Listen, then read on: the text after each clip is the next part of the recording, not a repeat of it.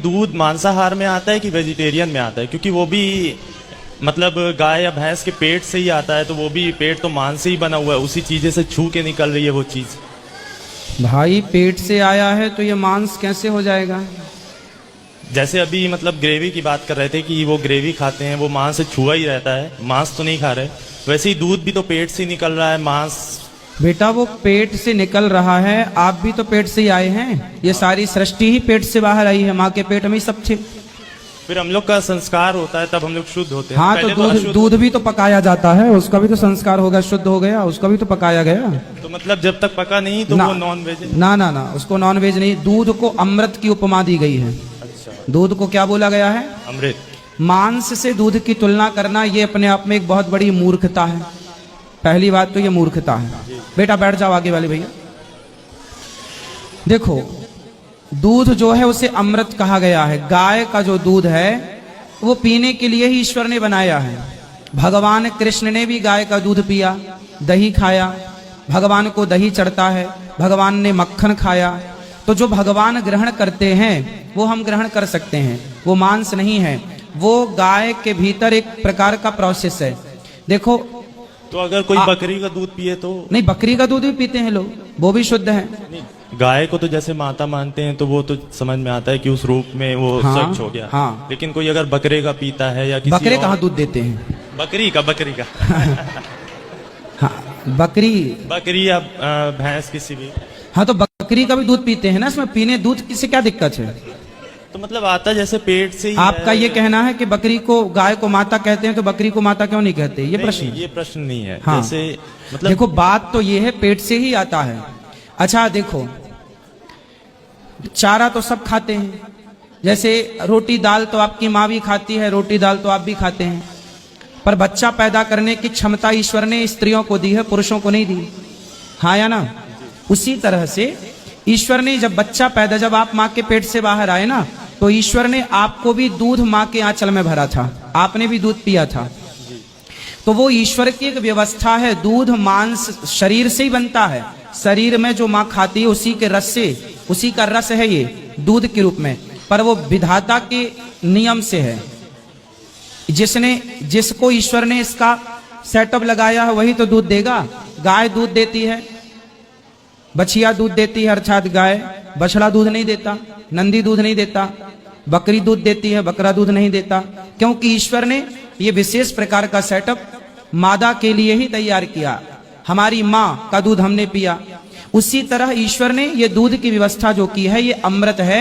हर बच्चे के लिए ईश्वर ने दूध की व्यवस्था की है, और ये दूध माँ से नहीं आता। कुल मिला के कहना यह है कि ये जो माँ खाती है उसका सार है। देखो हर चीज में दूध होता है। हम जितना भी पदार्थ खाते हैं, आपने देखा होगा आग का पौधा होता है, उसको तोड़ने से उसमें भी दूध निकलता है। बहुत सारे पेड़ पौधे होते हैं, उनको तोड़ो ना डाल तो दूध निकलता है, लिक्विड पदार्थ निकलता है। हाँ या ना? वो भी एक प्रकार का दूध है। कुल मिला के भगवान विष्णु कहाँ रहते, भगवान नारायण कहाँ रहते हैं? क्षीर सागर में। तो कुल मिला के ये मान लेना चाहिए कि भगवान ही बच्चे के पेट भरने के लिए माँ के माध्यम से दूध की सप्लाई करते हैं। ये ईश्वर का भेजा हुआ अमृत है। इसलिए डॉक्टर भी बोलते हैं कि बच्चे के लिए माँ का दूध संपूर्ण आहार है, 6 महीने तक दूध पिलाएं। मांस तो बच्चा तो आज पैदा हुआ बच्चा क्या अन्न पचा सकता है? जोर से नहीं। अन्न नहीं पचा सकता तो क्या मांस पचा सकता था?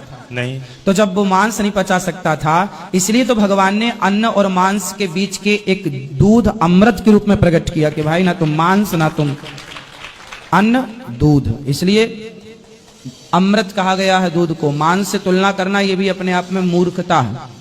ठीक है भाई, ये देखो जरूरी नहीं है कि हमारे मांस से टच होके आ रहा, शरीर के भीतर से टच होके आ रहा तो वो मांस है।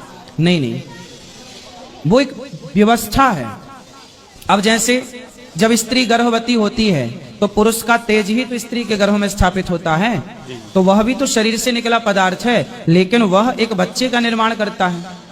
उसी बच्चे को पैदा होने के बाद माँ का दूध उस बच्चे का पोषण करता है। ये ईश्वर की एक व्यवस्था है। क्या है ये व्यवस्था? इसलिए मांसाहार, आप मांस खाते हो? नहीं। मांस नहीं खाना चाहिए और दूध खूब पीना चाहिए। पीते हैं।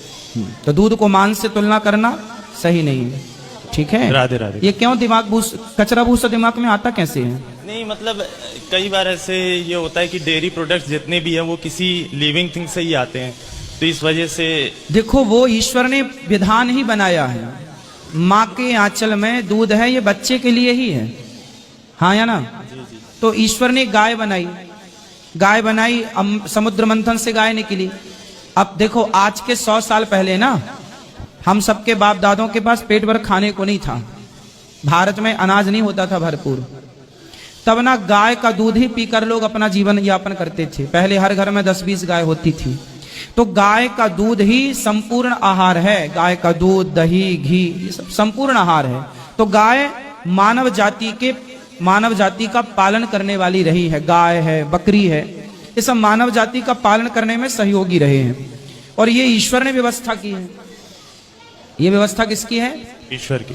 अभी समझो, एक लड़का है, वो केवल गौमूत्र पीता है और गौदुग्ध पीता है, और उसने पूरे विश्व में एक रिकॉर्ड बनाया है। 1 लाख सपाटे मारे उसने। कितने? 1 लाख। अब बताइए, 1 लाख सपाटे सवेरे से लेकर रात्रि तक दिन भर मारते ही रहा, दंड मारते ही रहा। अब बताइए, ये रोटी चावल में इतनी ताकत है? गौमूत्र पीता, वो लड़के खुद बताया कि हमने गौमूत्र पीता हूं, हमारा उसका मुख्य आहार है गौमूत्र और गौदुग्ध, दही। अब आप देख लीजिए गाय की शक्ति कितनी है, 1 लाख सपाटे मार रहा है, लाख दंड मार रहा है। अब बताइए आप कितनी मार लेते हैं? 30-40। लो, इसलिए कहते हैं गाय का दूध मांस नहीं है, गाय का दूध अमृत है। आप मांस कह रहे हैं इसलिए 30 मारते हैं, वो अमृत कह रहा है इसलिए 1 लाख मारता है। इसलिए गाय के मूत्र को भी पी करके हमारे ऋषि मुनियों ने उसका बहुत सारा उपचार, लोगों की बीमारियों को ठीक करने में, रिसर्च करने का विषय बेटा, रिसर्च करो, ठीक है। राधे राधे।